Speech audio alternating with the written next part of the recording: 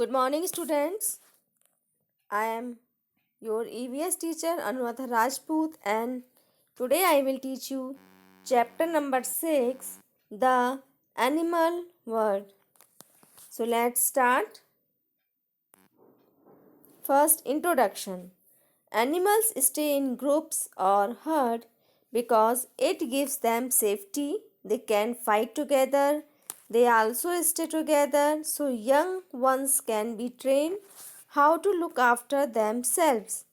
Every group has leader और head. जो animals होते हैं वो ग्रुप और हर्ड में रहते हैं क्योंकि ग्रुप और जो हर्ड होते हैं वो उनको सेफ्टी देते हैं। वे एक दूसरे से लड़ाई करते हैं और एक साथ बड़े होकर वो इस चीज़ के लिए ट्रेंड हो जाते हैं कि बाद में वो अपने आप को कैसे प्रोटेक्ट कर सकते हैं या कैसे सही से रख सकते हैं। हर ग्रुप का एक लीडर और एक हेड होता है। Now animals behaviour. Animals are friendly creature, they allow us to go near them. Human tame friendly animals like dog, cow, cat and hens etc. as pet or domestic animals. Some animals are shy in nature. They run away as we go near them. Example: rat, bird, squirrel. Tortoise and snails go in shell when we touch them. Bear and deer are also shy and do not attack human unless we harm them. जो animals होते हैं वो friendly creature होते हैं और वो इस चीज़ के अलाउ करते हैं कि हम उनके पास जा सकें। जो ह्यूमन होता है वो फ्रेंडली एनिमल्स जैसे डॉग, काव, कैट, हैंस इनको एज अ पैट और एज अ डोमेस्टिक एनिमल अपने साथ रखता है। कुछ एनिमल्स नेचर में शाय होते हैं, शर्मीले होते हैं और जब हम उनके पास जाते हैं तो वो भाग जाते हैं जैसे रैट्स, बर्ड्स एंड स्क्वेरल। जो टॉर्टोइज और स्नेल होते हैं उनके ऊपर एक हार्ड कवर पाया जाता है जिसको शैल बोलते हैं और जब हम इनको टच करते हैं तो ये अपने शैल के अंदर चले जाते हैं और अपने आप को छुपा लेते हैं। Bear and deer are also shy and do not attack humans. जो भालू और हिरन होते हैं वो भी शाय नेचर के होते हैं और जब तक हम उनको हार्म नहीं पहुंचाएं वो अटैक नहीं करते हैं। Animals help each other. जो एनिमल्स होते हैं वो एक दूसरे की हेल्प करते हैं। Many animals help each other. A bird egret can be seen sitting on back of a buffalo. The egret feeds on lice and ticks on buffalo's back. Remora or suckerfish stick to underside of shark and feeds on bits of food that fall of shark's mouth. The Egyptian plover bird sits in mouth of crocodile and cleans their teeth. Crocodile does not harm the bird.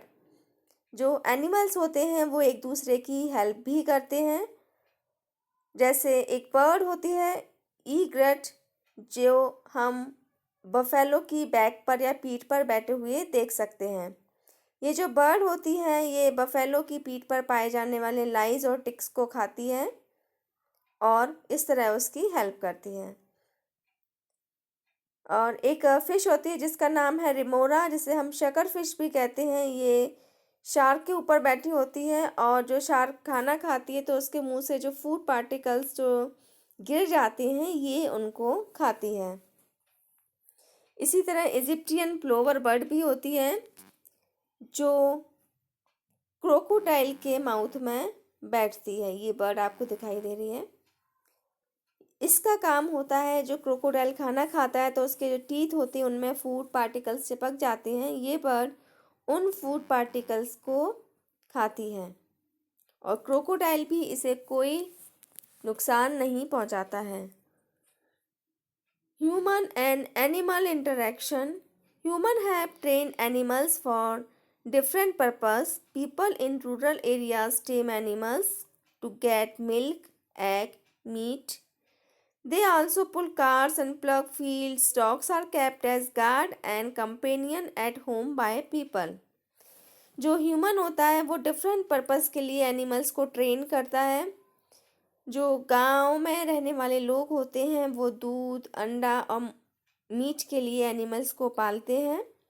इसके अलावा जो animals होते हैं वो खेत जोतने और गाड़ी खींचने का काम भी करते हैं।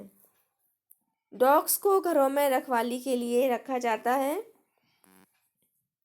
Animals which are not present are called extinct. वो एनिमल्स जो अब प्रेजेंट नहीं हैं वो एक्सटिंक्ट एनिमल्स कहलाते हैं, मतलब विलुप्त animal. Government has open many forest and birds parks, animal parks, big parks and reserve parks to protect animals.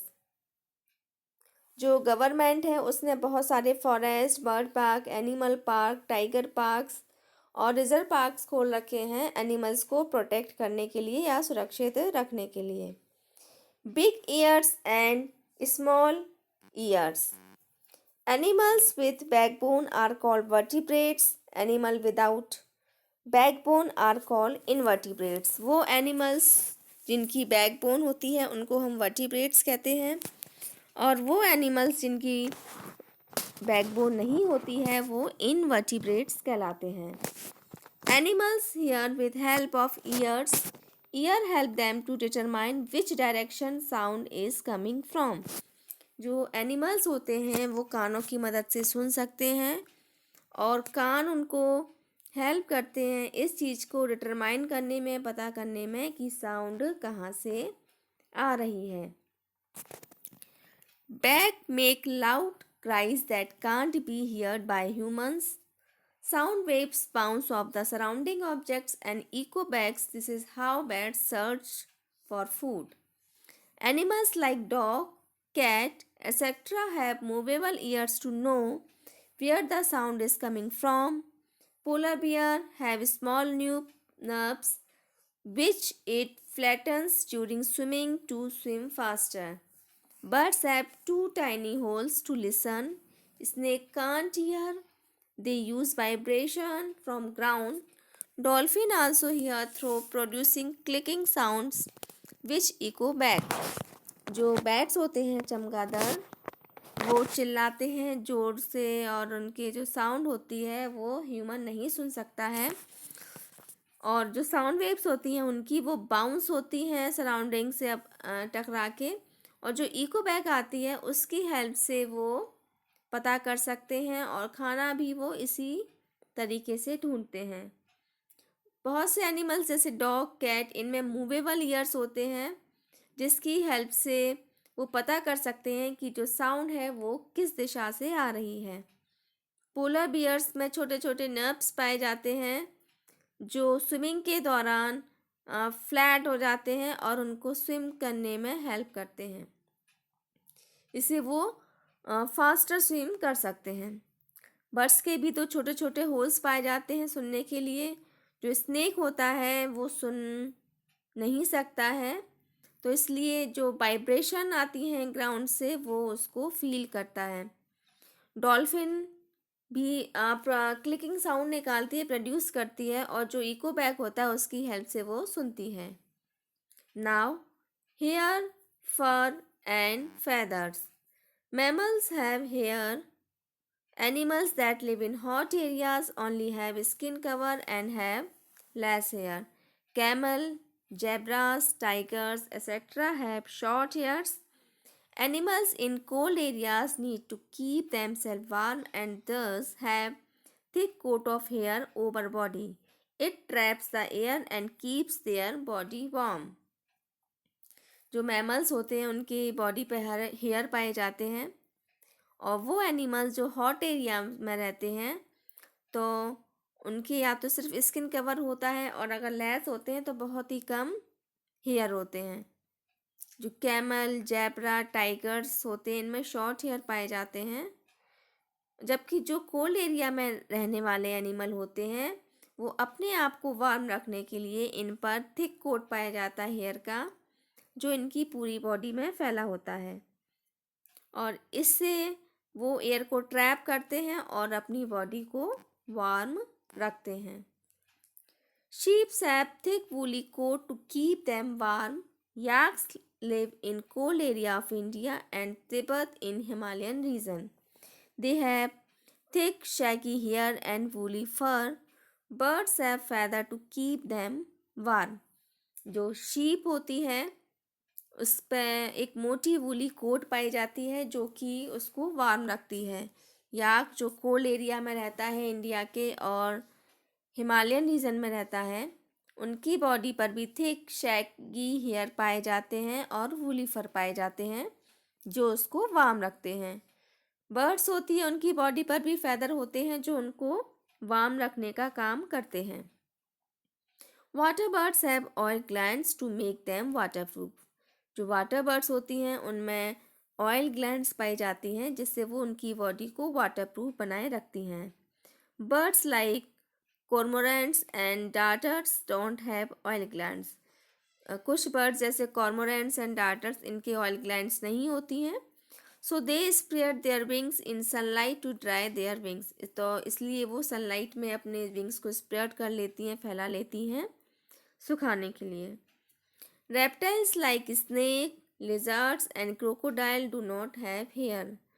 जो रेप्टाइल्स होते हैं जैसे स्नेक्स, लिजर्ड्स एंड क्रोकोडाइल, इनके हेयर नहीं होते हैं। आई होप आपको ये चैप्टर अच्छे से अब समझ में आ गया होगा। तो एक बार आप इस चैप्टर को और रीड कीजिए और इसके क्वेश्चन आंसर को लर्न कीजिए। Thank you, good bye.